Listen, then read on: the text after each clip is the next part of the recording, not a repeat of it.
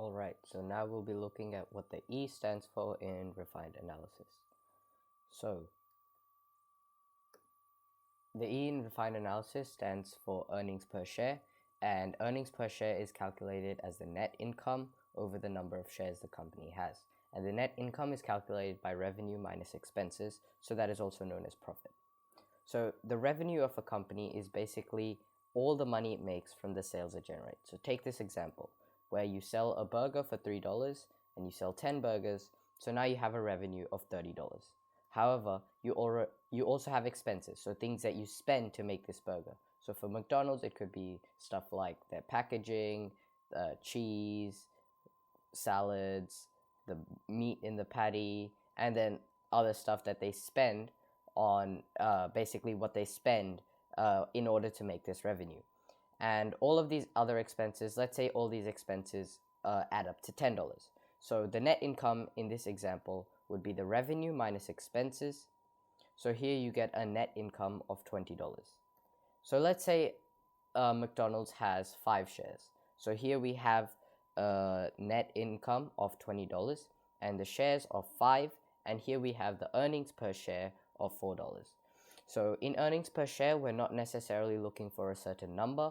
We're just generally looking at for a company to continuously increase its earnings per share over time, which basically indicates that the company is making more and more money over time, and the business is growing and the company is becoming more and more profitable. So here the number of shares is 5 and the earnings per share was $4. So let's look at a real world example. So McDonald's net income in 2019 was $6 billion. So, and the number of shares they had was 750 million. So here we have an earnings per share of about $8.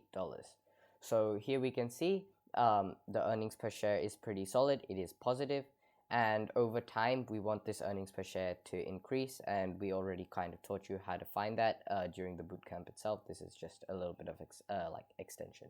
So here let's take 2 examples. Company A has 20 shares, where in 2010 it made $20. Which gives it an earnings per share of $1. In 2015, it made $30, which gives it an earnings per share of $1.50. And in 2020, it made $40, which gave it an earnings per share of $2. So here we can see the earnings per share is consistently increasing, starting from 1 to 1.5 to 2. And that is considered a good earnings per share because it's consistently increasing.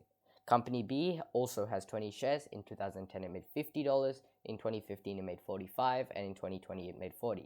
So here we can see the earnings per share is consistently going down, which is not a great earnings per share. So in the end, we can see in 2020 where both companies made the same amount of money. However, one company has a better earnings per share because it's consistently increasing.